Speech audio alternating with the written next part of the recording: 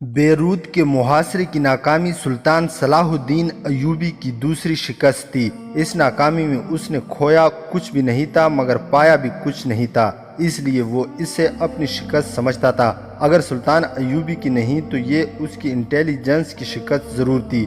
Beirut والوں کو قبل از وقت پتہ چل گیا تھا کہ سلطان ایوبی بیروت کو محاصرے میں لینے آ رہا ہے۔ صلیبیوں کو یہ خبر قاہرہ سے ہی ملی تھی، حالانکہ سلطان نے اپنی ہائی کمانڈ کے سالاروں کے سوا کسی کو پتہ نہیں چلنے دیا تھا کہ اس کا ہدف کیا ہے۔ آپ اسے شکست نہ کہیں، ایک سالار نے سلطان ایوبی کو مایوسی کے عالم میں دے کر کہا۔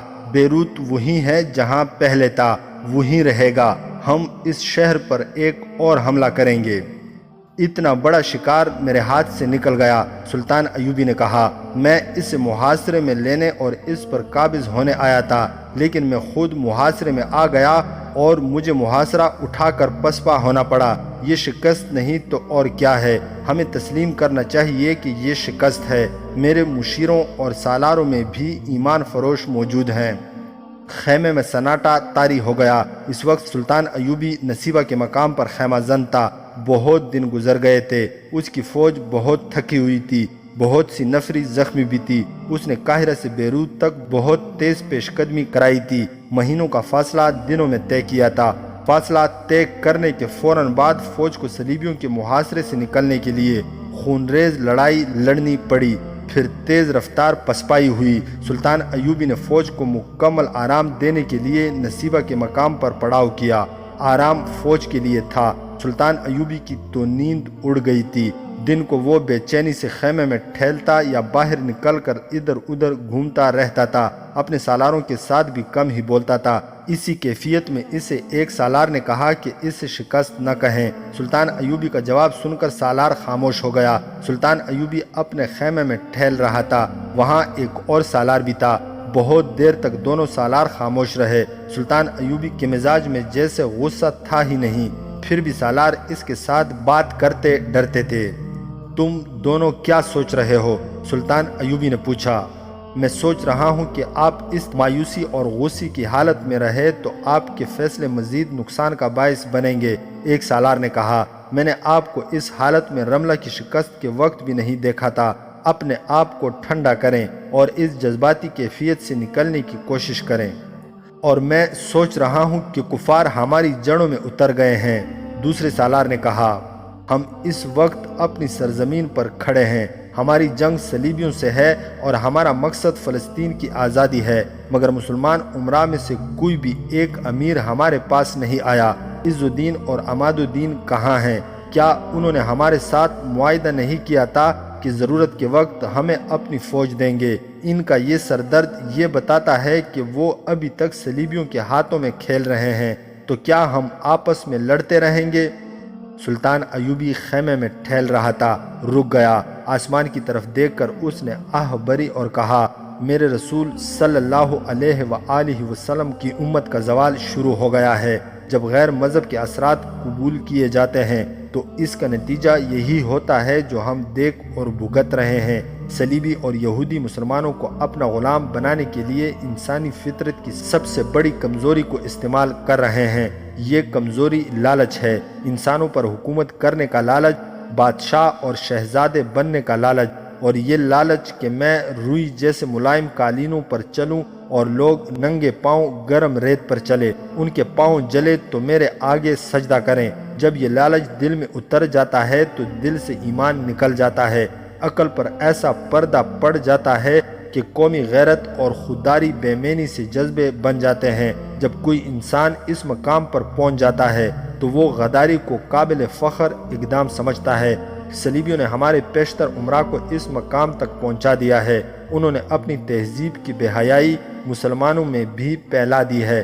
جب تہذیب بدل جاتی ہے تو مذہب ایک کمزور سا خول بن کے رہ جاتا ہے جو اتار کر پھینکا بھی جا سکتا ہے اور قوم کو دھوکہ دینے کے لیے اپنے اوپر چڑھایا بھی جا سکتا ہے۔ دونوں سالار خاموشی سے سن رہے تھے۔ سلطان صلاح الدین ایوبی ٹہری ٹہری آواز میں بول رہا تھا، وہ چپ ہو گیا، پھر گہرا سانس لے کر بولا، تم محسوس نہیں کر رہے کہ یہ بھی میری شکست ہے؟ کہ میں جو عمل کے میدان کا مرد ہوں خیمے میں کھڑا عورتوں کی طرح باتیں کر رہا ہوں۔ ہمیں اس وقت بیت المقدس میں ہونا چاہیے تھا۔ میری پیشانی مسجد اقصی میں سجدہ کرنے کو تڑپ رہی ہے۔ مجھے ان شہیدوں کے خون کا خراج ادا کرنا ہے جو فلسطین کی آبرو اور آزادی پر قربان ہو گئے ہیں۔ سلطان ایوبی کی آواز میں یکلخت قہر آ گیا۔ اس نے ٹہلتے ٹہلتے رک کر سالاروں کے سامنے کھڑے ہو کر کہا، کیا تم ان بچوں کا سامنا کر سکتے ہو جنہیں میرے حکم اور میرے عزم نے یتیم کیا ہے؟ کیا تم ان عورتوں کے سامنے جا کر اپنا سر اونچا کر سکتے ہو جن کے خاوند نعرے لگاتے ہمارے ساتھ آئے اور ان کے لہو لہان جسم گھوڑوں کے سموں سے کیما ہو گئے؟ تم خود ان خوبروں اور جوان چھاپا ماروں کو کیسے بھول سکتے ہو جو ہم سے بہت دور دشمن کے علاقوں میں دور اندر جا کر شہید ہوئے؟ میں ان میں سے کسی کی ماں کے سامنے جانے سے ڈرتا ہوں۔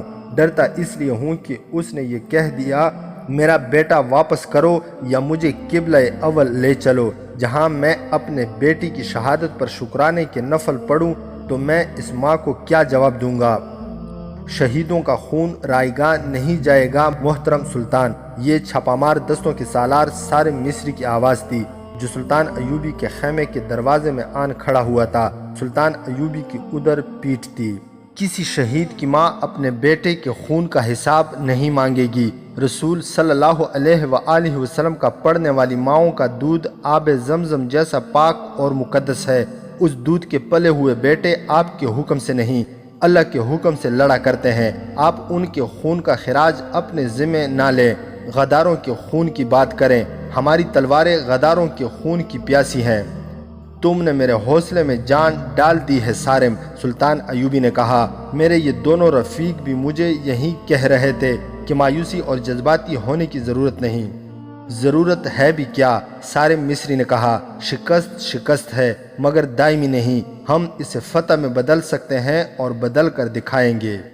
اگر بات میدان جنگ کی ہوتی تو میں ایک بازو کٹوا کر بھی مایوس اور پریشان نہ ہوتا، سلطان ایوبی نے کہا۔ مشکل یہ پیدا ہو گئی ہے کہ دشمن زمین کے نیچے چلا گیا ہے۔ صلیبی اور یہودی ہماری قوم میں ایسے زہریلے اثرات چھوڑ رہے ہیں جو پرکشش اور طلسماتی ہیں۔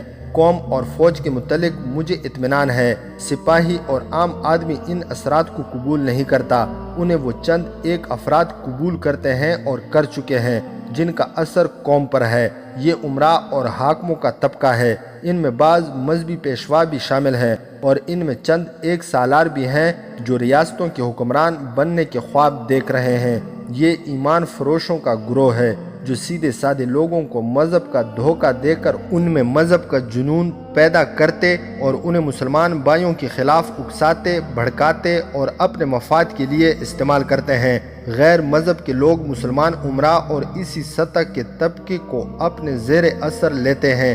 پھر یہ طبقہ لوگوں کو مذہب اور محبت کا دھوکہ دیتا اور انہیں بھوکا اور بے بس رکھتا ہے تاکہ لوگ یہ نہ دیکھ سکیں کہ یہ طبقہ در پردہ کیا کر رہا ہے۔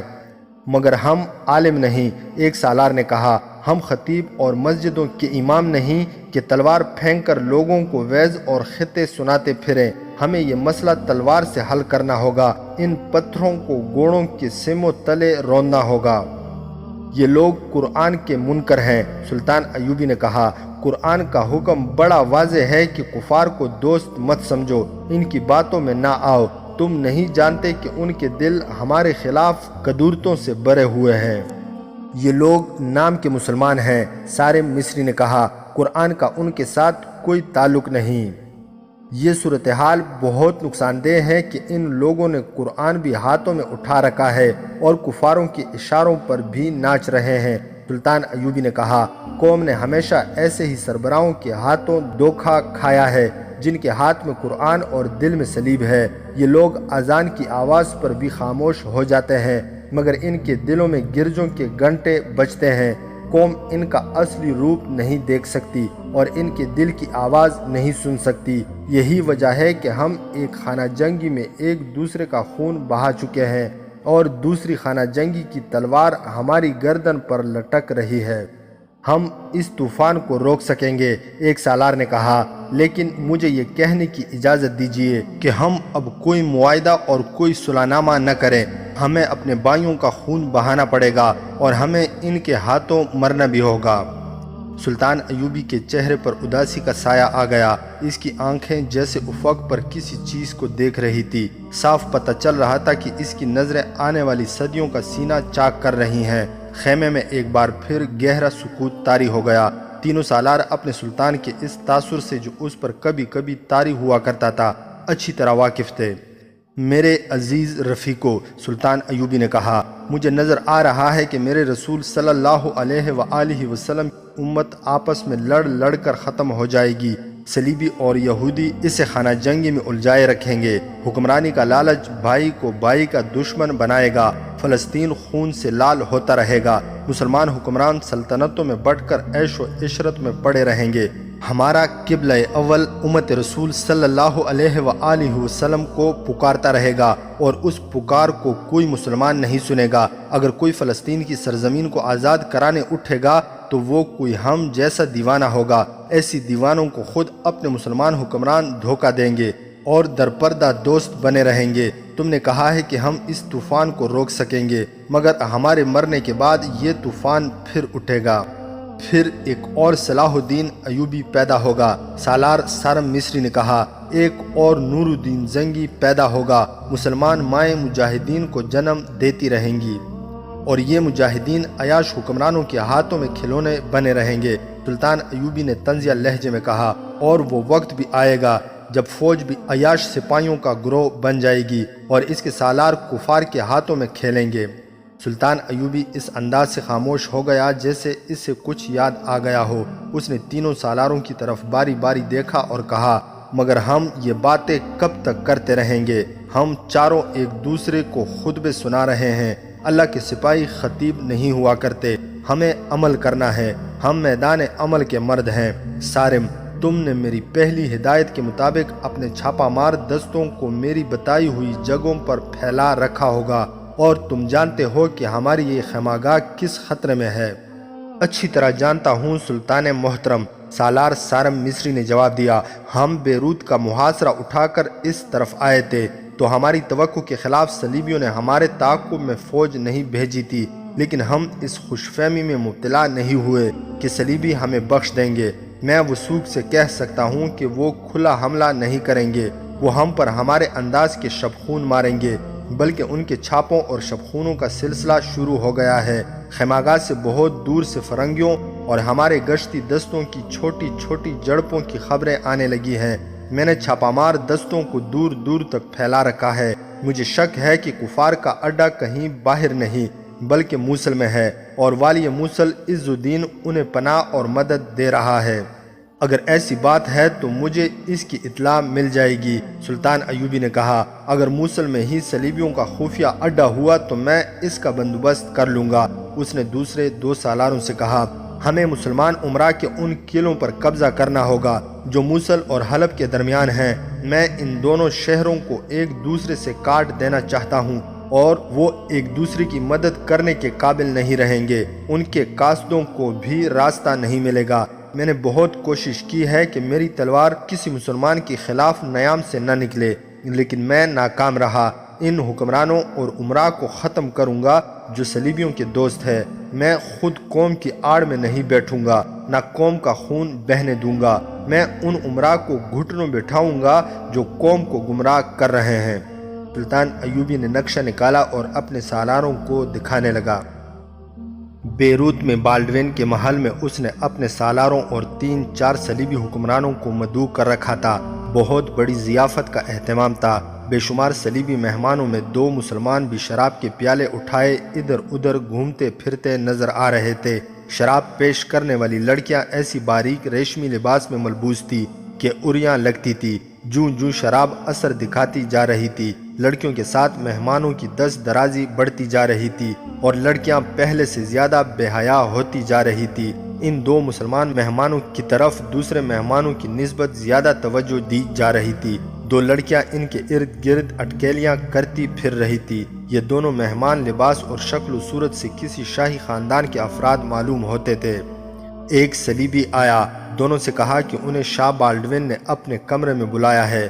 دونوں شراب کے پیالے رکھ کر چلے گئے۔ وہ جس غلام گردش سے گزر کر بالڈوین کے کمرے میں گئے، ان میں سے ایک آدمی ہاتھ میں برچی اٹھائے فوجی انداز سے ٹہل رہا تھا۔ اس کا لباس خاص قسم کا تھا۔ اس کے پہلو میں جو تلوار لٹک رہی تھی، اس کی نیام پالش سے چمک رہی تھی۔ اس کے سر پر فولاد کی چمکدار خود تھی۔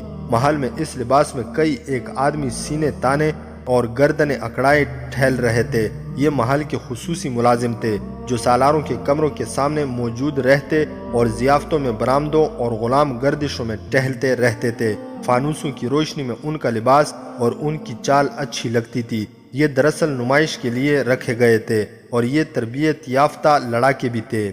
یہ آدمی جس نے دو مسلمانوں کو بالڈوین کے کمرے کی طرف جاتے دیکھا گورے رنگ کا تھا۔ وہ رک کر انہیں جاتے ہوئے دیکھتا رہا۔ وہ دونوں بالڈوین کے کمرے میں داخل ہو گئے اور دروازہ بند ہو گیا۔ اس دروازے کے سامنے اسی آدمی جیسے لباس میں دو آدمی پہرے پر کھڑے تھے۔ ان میں سے ایک نے اس سے کہا، ہیلو جیکب، ادھر کیوں گھومتے پھر رہے ہو؟ ادھر جاؤ جہاں پریاں ناچ رہی ہیں۔ ہم تو یہاں سے ایک قدم بھی ادھر ادھر نہیں ہو سکتے۔ جیکب نے ان کے مذاق کا جواب دے کر کہا، یہ دو آدمی جو اندر گئے ہیں مسلمان معلوم ہوتے ہیں۔ کون ہیں یہ؟ تمہیں ان سے کیا دلچسپی ہے؟ تم مجھ سے پوچھ رہے ہو کہ ان سے مجھے کیا دلچسپی ہے؟ جیکب نے کہا، کیا تم جانتے نہیں کہ مسلمان کے خلاف کتنی نفرت پائی جاتی ہے؟ یہ دونوں کسی جنونی صلیبی یہودی کے ہاتھوں قتل ہو سکتے ہیں۔ ان کی حفاظت کی ذمہ داری ہمیں دے دی گئی ہے، لیکن یہ نہیں بتایا گیا کہ یہ مسلمان ہیں یا مسلمان علاقے کے عیسائی۔ یہ مسلمان علاقے کے مسلمان ہیں، اسے جواب ملا۔ یقین سے نہیں کہا جا سکتا۔ جہاں تک ہم جانتے ہیں یہ موصل سے آئے ہیں، غالباً عز الدین کے ایلچی ہیں۔ صلاح الدین ایوبی کے خلاف مدد مانگنے آئے ہوں گے، جیکب نے کہا۔ ان ایلچیوں کو کون بتائے کہ صلاح الدین ایوبی ختم ہو چکا ہے؟ رملہ سے شکست کھا کر بھاگا تو بیروت کو محاصرے میں لینے آ گیا۔ اس کے بحری بیڑے کو آگے آنے کی جرت نہیں ہوئی۔ مجھے ہمیشہ افسوس رہے گا کہ ہماری فوج نے ایوبی کی فوج کا تعاقب نہیں کیا، ورنہ آج ایوبی قید خانے میں ہوتا۔ تم اپنا کام کرو دوست، ایک پہرے دار نے طنزیہ کہا۔ سلطان صلاح الدین ایوبی قید ہو گیا تو اس کی سلطنت تمہیں نہیں ملے گی۔ اگر شاہ بالڈوین مارا گیا تو بیروت کی بادشاہی تمہارے نام نہیں لکھی جائے گی۔ جیکب وہاں سے ہٹ آیا، لیکن گھوم گھوم کر بند دروازے کو دیکھتا رہا جس کے پیچھے یہ دونوں مسلمان گم ہو گئے تھے۔ وہ دونوں عز الدین والی موصل کے ہی ایلچی تھے۔ اس سلسلے کی پچھلی قسط میں بیان کیا جا چکا ہے کہ سلطان ایوبی جب بیروت کا محاصرہ اٹھا کر موصل کی طرف گیا تھا تو عز الدین نے قاضی بہاؤالدین شداد کو خلیفہ کی طرف اس غرض داشت کے ساتھ دوڑا دیا تھا کہ سلطان ایوبی کے ساتھ اس کی صلح کرا دیں۔ دوسرے لفظوں میں اس نے یہ درخواست کی تھی کہ اسے سلطان ایوبی سے بچایا جائے۔ خلیفہ نے یہ کام شیخ العلماء کے سپرد کر دیا اور سلطان ایوبی نے عز الدین کو بخش دیا۔ عز الدین نے بظاہر سلطان ایوبی کے آگے ہتھیار ڈال کر صلح کا معاہدہ کر لیا تھا، لیکن اس نے درپردہ دو ایلچیوں کو صلیبی حکمران بالڈوین کے پاس بھیج دیا تھا۔ یہ دو ایلچی اب بالڈوین کے کمرے میں بیٹھے تھے۔ والی موصل نے کہا ہے کہ آپ نے صلاح الدین ایوبی کا تعاقب نہ کر کے بہت بڑی غلطی کی ہے۔ ایک ایلچی نے بالڈوین کو بتایا، آپ نے اس کی فوج کو آرام کرنے کا موقع دے دیا۔ والی موصل نے کہا ہے کہ میں تحریری پیغام نہیں دے سکتا کیونکہ راستے میں پکڑے جانے کا خطرہ ہے۔ میں آپ کو مشورہ دیتا ہوں کہ دمشق کی طرف پیش قدمی کریں اور اس شہر کو محاصرے میں لے کر اس پر قبضہ کر لیں۔ آپ کی فوج ایسے راستے سے اور اتنی تیزی سے دمشق پہنچے کہ صلاح الدین ایوبی دمشق بروقت نہ پہنچ سکے۔ میں آپ کے ساتھ وعدہ کرتا ہوں کہ صلاح الدین ایوبی جب آپ کے حملے کی اطلاع پر یہاں سے روانہ ہوگا تو موصل اور حلب کی فوجیں آمنے سامنے آ کر لڑنے کے بجائے اس کی فوج پر شبخون مارتی رہیں گی۔ اس سے اس کی پیش قدمی بہت سست ہو جائے گی اور آپ دمشق پر آسانی سے قبضہ کر لیں گے۔ ہمارے علاقوں میں جو چھوٹے چھوٹے امراء ہیں میں ان سب کو اپنے ساتھ ملا لوں گا۔ آپ ان کے قلعے استعمال کر سکتے ہیں۔ میں آپ کی فوج کو موصل کے اندر قیام کی اجازت نہیں دے سکتا کیونکہ اس سے صاف ظاہر ہو جائے گا کہ میرا اور آپ کا اتحاد ہے۔ میں صلاح الدین ایوبی کو یہ تاثر دے رہا ہوں کہ میں اس کا دوست ہوں۔ ایلچی جب یہ پیغام دے رہے تھے اس وقت بالڈوین کے ساتھ اس کے 2 جرنیل تھے۔ عز الدین کے ایلچی بھی فوجی مشیر تھے، جنگی امور کو اچھی طرح سمجھتے تھے۔ بالڈوین ان کے ساتھ اس مسئلے پر بحث اور بات چیت کرتا رہا۔ اس نے دیکھ لیا کہ یہ مسلمان اس کے جال میں آ گئے ہیں، چنانچہ اس نے اپنی شرطیں عائد کرنی شروع کر دی۔ عز الدین کو شاید پوری طرح احساس نہیں کہ صلاح الدین ایوبی کو بے خبری میں نہیں دبوچا جا سکتا۔ بالڈوین نے کہا، ہم دمشق کو محاصرے میں لے لیں گے تو وہ برق رفتار پیش قدمی کر کے ہم پر عقب سے حملہ کر دے گا۔ میں اسے ممکن نہیں سمجھتا کہ ہم دمشق کی طرف پیش قدمی کریں تو صلاح الدین ایوبی کو قبل از وقت خبر نہ ہو۔ وہ عقاب اور گدھ کی طرح بہت دور سے شکار کو دیکھ لیتا ہے اور ایسا جھپٹا مارتا ہے کہ پسپائی بھی محال ہو جاتی ہے۔ ہم ابھی کھلی جنگ کا خطرہ مول نہیں لے سکتے، ہم اس کے لیے تیاری کر رہے ہیں۔ فوری طور پر ہم نے یہ بندوبست کر دیا ہے کہ چھاپہ مار دستے بھیج دیے ہیں جو صلاح الدین ایوبی کی فوج کو آرام سے نہیں بیٹھنے دیں گے۔ ان دستوں کے لیے ہمارے مستقل اڈے کی ضرورت ہے، یہ آپ مہیا کر دیں گے تو ہم صلاح الدین ایوبی کی فوج کو صرف چھاپہ مار دستوں سے ہی بحال کر سکتے ہیں۔ وہ نہ لڑنے کے قابل رہے گا نہ بھاگ سکے گا۔ آپ ہمارے دستوں کو پناہ، مدد اور خوراک وغیرہ مہیا کرتے رہیں، ہم اسلحہ اور سامان بھیجتے رہیں گے۔ آپ حلب کے والی عماد الدین سے بھی کہہ دیں کہ ہم پر بھروسہ رکھے اور ہمارے چھاپہ مار دستوں کو بوقت ضرورت پناہ اور مدد دیتا رہے۔ دوسرے امراء اور قلعہ دار بھی آپ کے ساتھ ہونے چاہیے۔ ان کا خیال رکھیں کہ ان میں سے کوئی صلاح الدین ایوبی کے پاس جا کر اس کا اتحادی نہ بن جائے۔ اتحاد کی شرائط طے کر لی گئیں۔ عز الدین نے ان ایلچیوں کو پورا اختیار دے دیا کہ وہ شرائط طے کر کے آئیں اور جو مراعات صلیبیوں کو دینا مناسب سمجھے دے آئیں۔ چنانچہ انہوں نے اپنا ایمان ایک صلیبی حکمران کے ہاں صرف اس لیے گروی رکھ دیا کہ ان کی حکمرانی محفوظ رہے۔ انہوں نے اپنا کام کر لیا تو ضیافت میں شریک ہونے کے لیے چلے گئے۔ انہیں دراصل شراب اور شراب پلانے والی لڑکیوں کے ساتھ ہی دلچسپی تھی۔ ان مسلمانوں پر زیادہ اعتماد نہ کریں، ایک جرنیل نے بالڈوین سے کہا۔ انہوں نے ضرورت محسوس کی تو آپ کو بتائے بغیر صلاح الدین ایوبی کے پاؤں میں جا بیٹھیں گے۔ مجھے اپنے چھاپہ ماروں کے لیے ایک اڈا چاہیے، بالڈوین نے کہا۔ موصل میرا اڈا بن گیا تو میں آہستہ آہستہ پوری فوج وہاں لے جاؤں گا اور عز الدین کو وہاں سے بے دخل کر دوں گا۔ ہم سب کا منصوبہ یہ ہونا چاہیے کہ ان مسلمانوں کو ہم متحد نہ ہونے دیں بلکہ انہیں آپس میں لڑاتے رہیں اور آہستہ آہستہ ان کے علاقوں پر قابض ہو جائیں۔ ہم سب نے دیکھ لیا کہ مسلمان کو عیش و عشرت اور حکمرانی کا لالچ دے دو تو وہ اپنی خودداری اور اپنا مذہب تمہارے قدموں میں رکھ دیتا ہے۔ عز الدین، عماد الدین اور دوسرے چھوٹے موٹے مسلمان امراء صرف اس لیے صلاح الدین ایوبی کے خلاف ہیں کہ وہ سب خود مختار حکمران بنے رہنا چاہتے ہیں اور عیش و عشرت کی خاطر پرسکون زندگی گزارنے کی خواہش رکھتے ہیں، مگر صلاح الدین ایوبی عیش و عشرت اور حکمرانی کا قائل نہیں۔ وہ ان سب کو ایک محاذ پر متحد کر کے فلسطین سے بے دخل کرنے کا منصوبہ بنائے ہوئے ہیں، لیکن جنہیں وہ متحد کرنے کی کوشش کر رہا ہے وہ جنگ و جدل سے ڈرتے ہیں۔ مجھے امید ہے کہ عز الدین اور اس کا ٹولہ ہمارے ہاتھ سے نہیں نکلے گا۔ اگر کسی نے نکلنے کی کوشش کی تو اسے ہم حشیشین کے ہاتھوں قتل کرا دیں گے۔ بالڈوین نے اپنے جرنیلوں کو چند ایک ہدایات دے کر کہا، عز الدین کے ان دونوں ایلچیوں کی اتنی زیادہ خاطر تواضع کرو کہ ان کی عقل بالکل ہی ماری جائے اور انہیں یاد ہی نہ رہے کہ ان کا مذہب کیا ہے۔ اس نے جس ہدایت پر سختی سے عمل کرنے کو کہا وہ یہ تھی کہ اس کمرے میں ان ایلچیوں کے ساتھ جو باتیں ہوئی ہیں وہ کمرے سے باہر نہ جائیں۔ بالڈوین نے کہا، صلاح الدین ایوبی کے جاسوس بیروت میں موجود ہیں۔ دونوں ایلچی شراب اور لڑکیوں کے نشے میں بدمست ہوئے جا رہے تھے۔ مہمان ادھر ادھر بکھرے ہوئے شراب پی رہے تھے اور خوشگپیوں میں مصروف تھے۔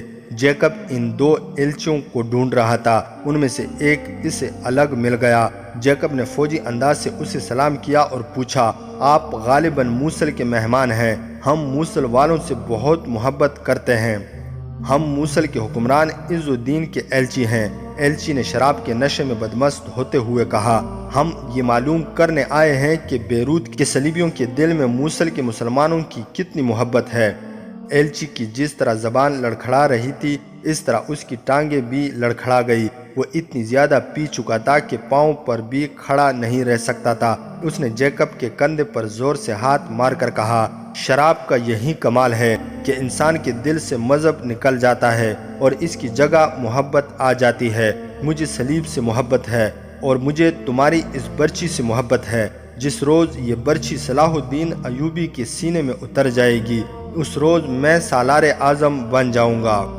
جیکب وہاں زیادہ دیر کھڑا نہیں رہ سکتا تھا کیونکہ اس کی ڈیوٹی گھومنے پھرنے کی تھی۔ وہ ایلچی کو جھومتا لڑکھڑاتا چھوڑ کر ادھر ادھر ہو گیا۔ کچھ دیر بعد اس نے دیکھا کہ ایلچی کو 2 آدمی تھام کر لے جا رہے تھے۔ وہ ہوش میں نہیں رہا تھا۔ آدھی رات کے قریب جیکب کی ڈیوٹی ختم ہو گئی۔ ناچ گانا جاری تھا۔ جیکب اور ساتھیوں کی جگہ دوسرے آدمی آ گئے۔ جیکب اپنے کمرے میں گیا، وردی اتاری اور اپنے کپڑے پہن لیے۔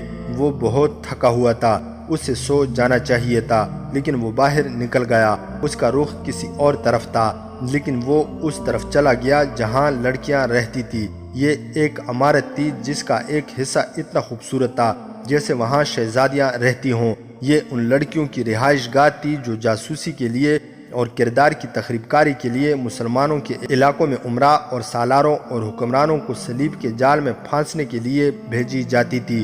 انہیں ان علاقوں میں جو صلیبیوں کے قبضے میں آ گئے تھے، مسلمان جاسوسوں کو پھانسنے کے لیے بھی استعمال کیا جاتا تھا۔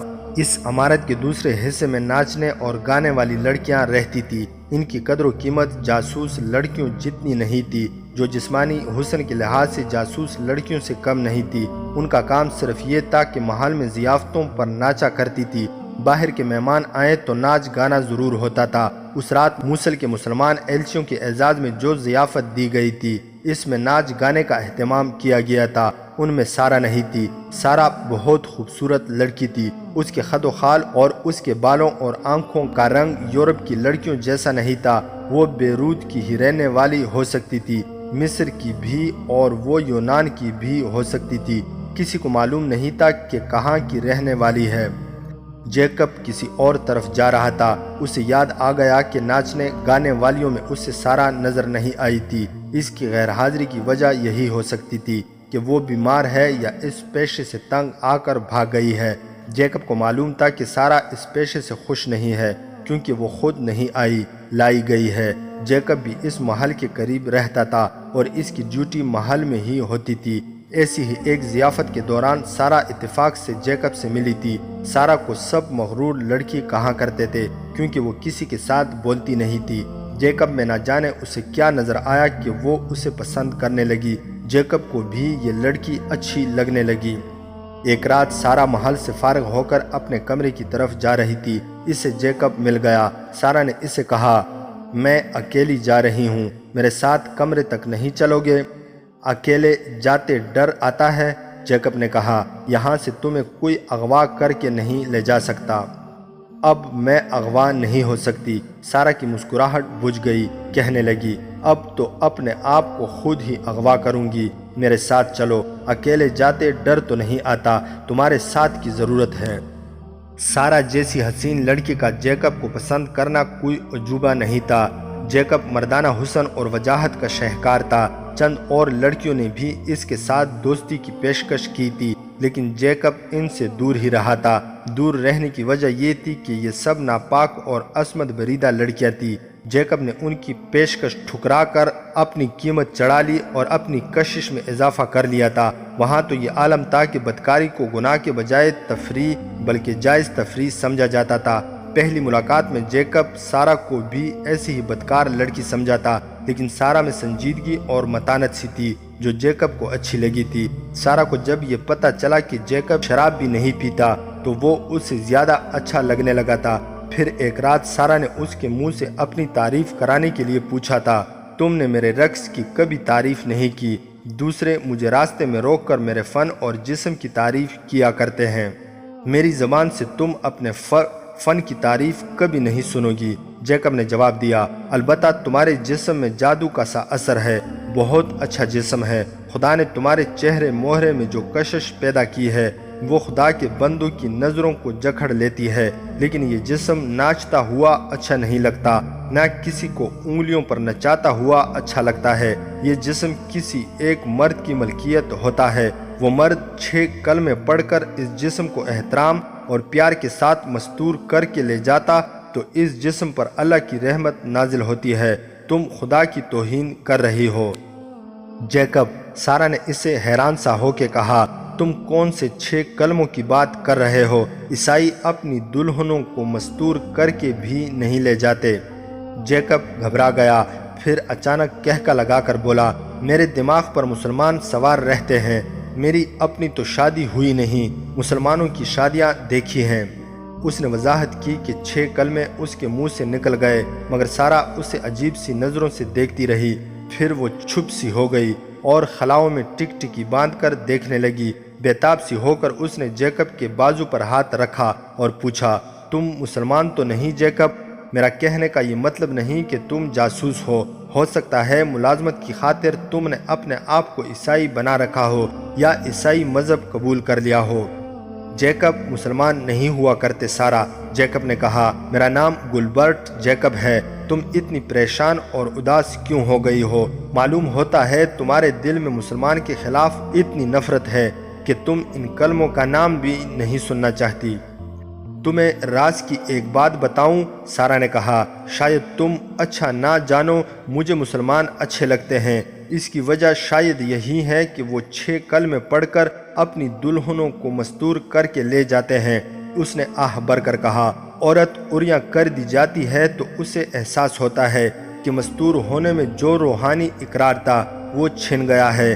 ناچنے میں بھی لذت نہیں اور اپنے حسن کا جادو طاری کر کے دوسروں کو انگلیوں پر نچانے پر بھی قرار نہیں۔ میں جب تنہائی میں آئینے کے سامنے کھڑی ہوتی ہوں تو آئینے میں مجھے ایک قابل نفرت عورت نظر آتی ہے۔ میں اپنے عکس کو مستور نہیں کر سکتی، اس پر پردہ نہیں ڈال سکتی، البتہ میری روح پر سیاہ پردہ پڑ گیا ہے۔ تم اس پیشے سے اتنی متنفر ہو تو نکل بھاگو یہاں سے، جیکب نے کہا۔ کدھر کو؟ سارا نے کہا، یہاں سے بھاگوں گی تو کسی کعبہ خانے والوں کے قبضے میں آ جاؤں گی۔ کیا تم میرے رقص کو پسند کرتے ہو یا مجھے؟ میں اس سارا کو پسند کرتا ہوں جو اس پیشے سے نفرت کرتی ہے، اداس اور پریشان رہتی ہے۔ جیکب نے کہا، میں کہہ چکا ہوں کہ تم خدا کی توہین کر رہی ہو۔ تم فوج میں کس طرح آ گئے ہو؟ سارا نے کہا، تمہیں کسی دیہاتی گرجے میں پادری ہونا چاہیے تھا۔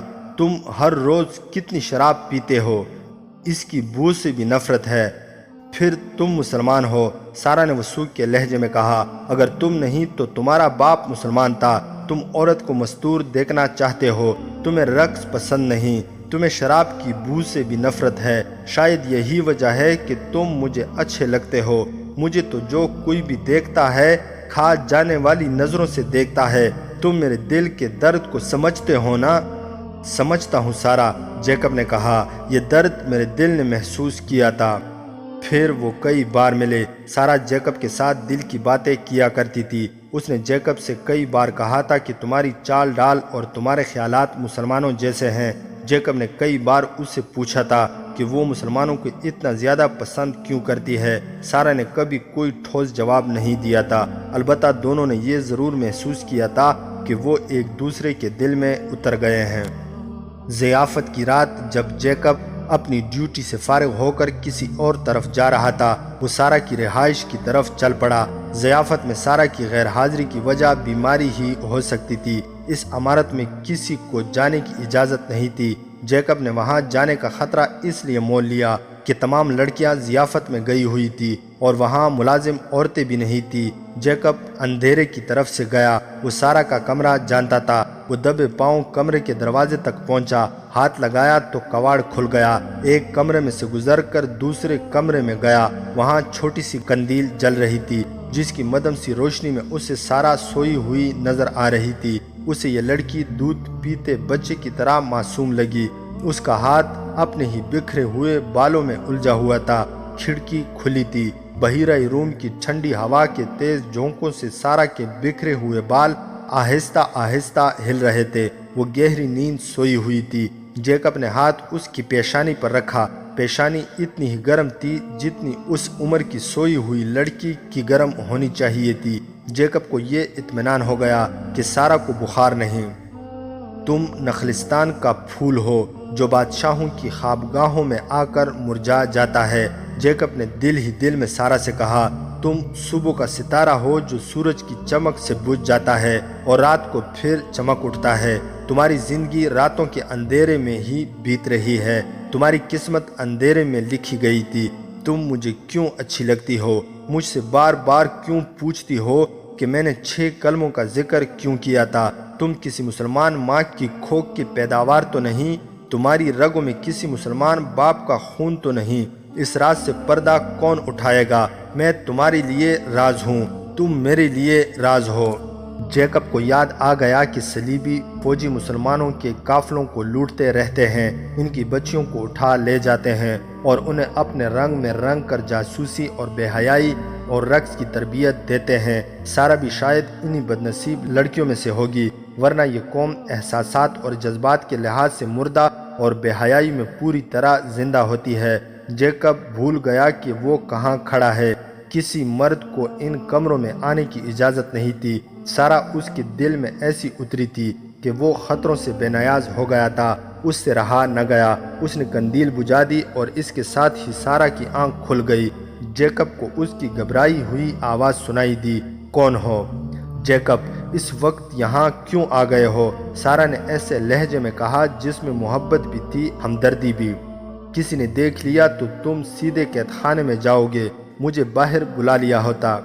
یہ پریشانی مجھے اس خطرے میں لے آئی کہ تم بیمار ہو۔ جیکب نے اندھیرے میں اس کے پلنگ پر بیٹھتے ہوئے کہا، روشنی اس لیے گل کر دی ہے کہ کوئی دیکھ نہ لے، میں کسی اور نیت سے نہیں آیا سارہ، معلوم نہیں کیا کشش ہے جو مجھے یہاں لے آئی ہے۔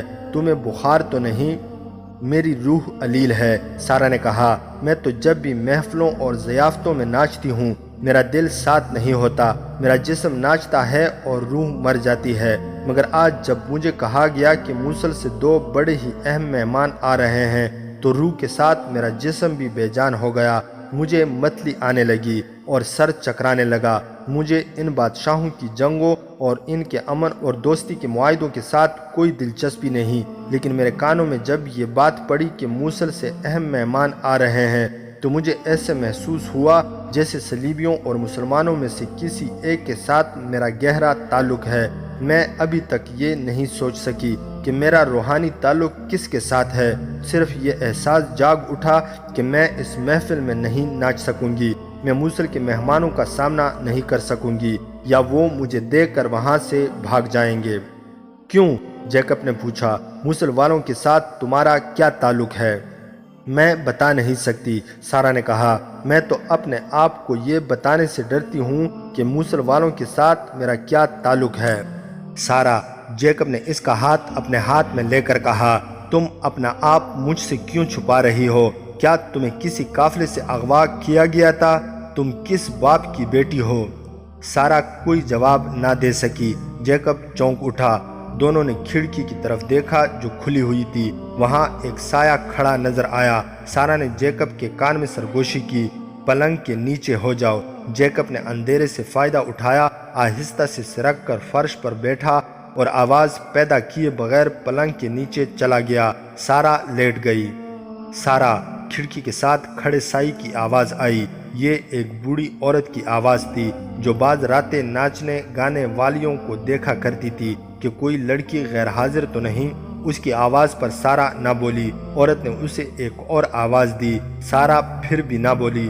عورت نے حکم کے سے لہجے میں کہا، سارہ تم سوئی ہوئی نہیں ہو، مجھے جواب دو، قندیل کیوں بجھی ہوئی ہے؟ سارہ نے منہ سے ایسی آواز نکالی جیسے ہڑبڑا کر جاگ اٹھی ہو، گھبراہٹ کی اداکاری کرتے ہوئے بولی، کون ہو؟ کیا ہو گیا ہے؟ میں ادھر سے آ کر بتاتی ہوں۔ عورت کا سایہ کھڑکی سے ہٹ گیا، وہ دروازے کی طرف سے آنا چاہتی تھی۔ سارہ نے جھک کر جیکب سے کہا، وہ دوسری طرف سے آ رہی ہے، باہر آؤ اور کھڑکی سے کود جاؤ۔ نہیں سارہ، جیکب نے پلنگ کے نیچے سے نکل کر کہا، میں اسے جانتا ہوں، آنے دو اسے، میں اس کی مٹھی گرم کر دوں گا تو خاموشی سے چلی جائے گی۔ یہ خبیث عورت ہے، سارہ نے کہا، یہ درپردہ لڑکیوں کی دلالی کرتی ہے، تم فوراً نکلو یہاں سے، ورنہ میرا جھوٹ مجھے مروا دے گا، میں اسے سنبھالوں گی۔ وہ عورت ابھی دروازے تک آئی ہی تھی کہ جیکب کھڑکی سے باہر کود گیا۔ سارا نے قندیل جلا دی۔ عورت اندر آئی۔ جسم کے لحاظ سے وہ عورت کم اور مرد زیادہ تھی۔ وہ سارا پر برس پڑی۔ سارا نے اسے یقین دلانے کی کوشش کی کہ اس کمرے میں اور کوئی نہیں تھا اور شاید خواب میں بول رہی ہوگی۔ عورت نے اسے کہا کہ خواب میں عورت کی آواز مرد جیسی بھاری نہیں ہو جایا کرتی۔ یہ کیا ہے؟ عورت نے جھک کر پلنگ کے قریب فرش پر گرا ہوا ایک رومال اٹھایا۔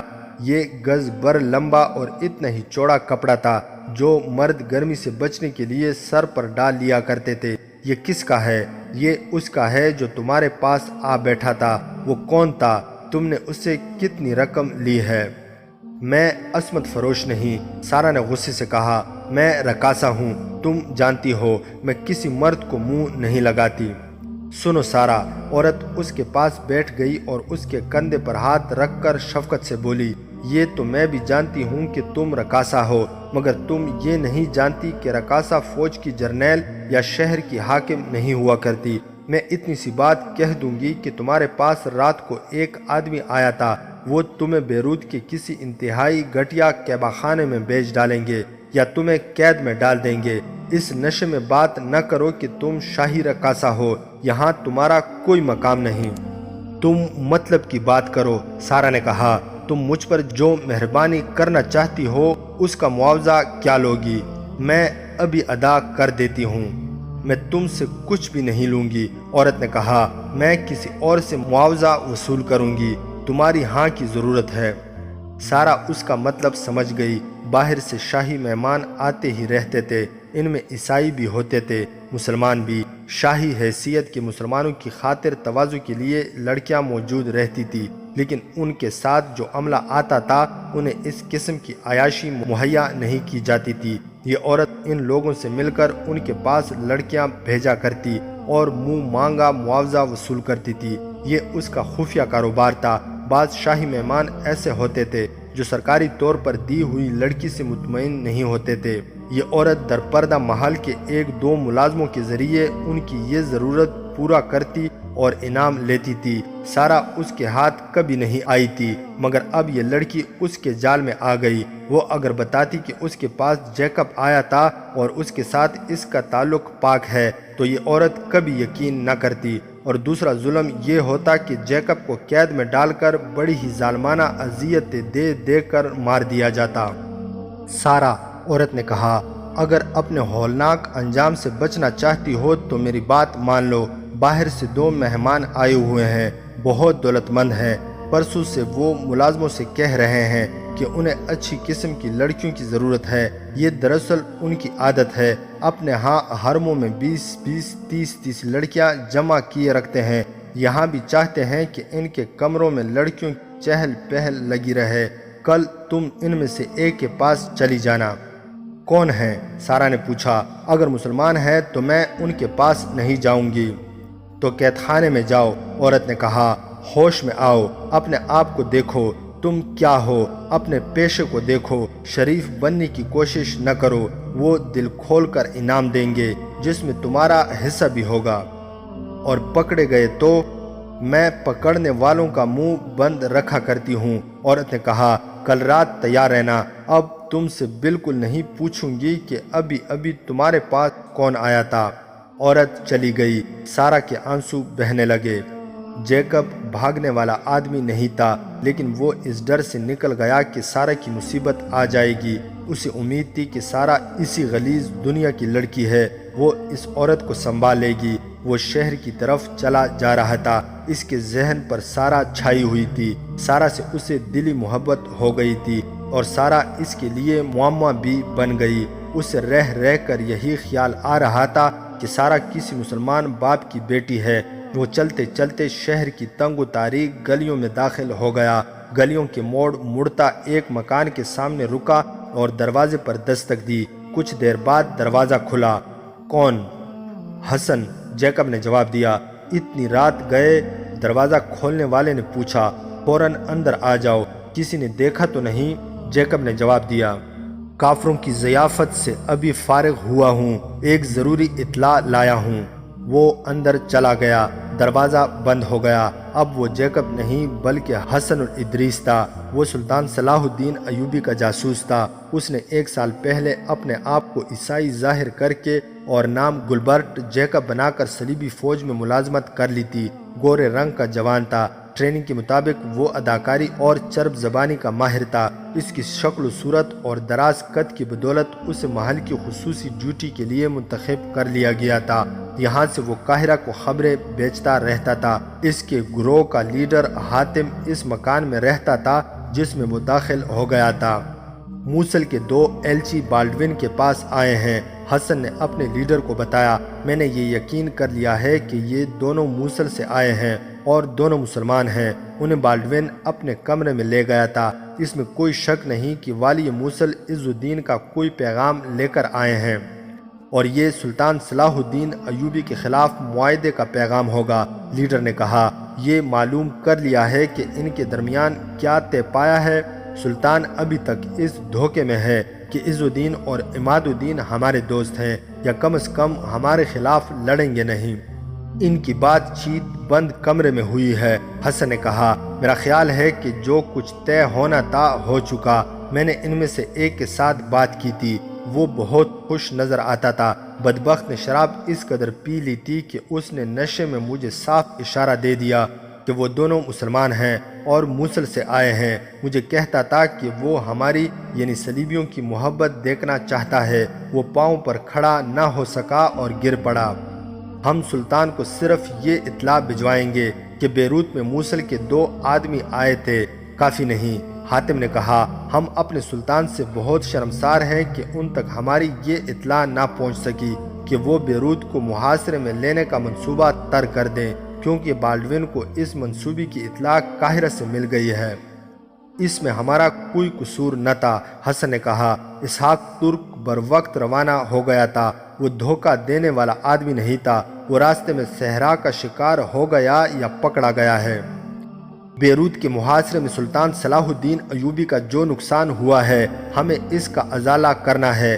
حاتم نے کہا، ان کے لیے یہ خبر بہت اہم ہے کہ موصل والے بیروت والوں کے ساتھ دوستی کا معاہدہ کر رہے ہیں، لیکن ہمیں پوری اطلاع دینی چاہیے کہ معاہدے میں کیا کیا شرائط طے ہوئی ہیں اور کیا منصوبہ بنا ہے۔ اس وقت سلطان بہت بڑے خطرے میں بیٹھے ہیں۔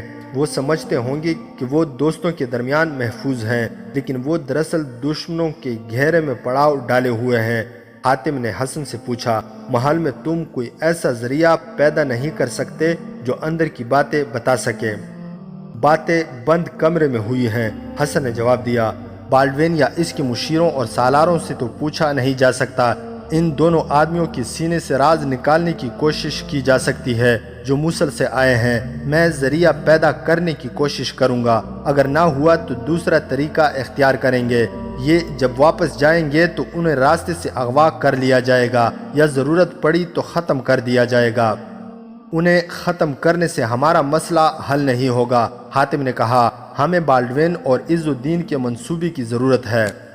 میری کوشش یہی ہوگی، حسن نے کہا۔ اگر منصوبہ نہ ملا تو ان دونوں کو سلطان صلاح الدین ایوبی کے پاس پہنچا دیا جائے گا۔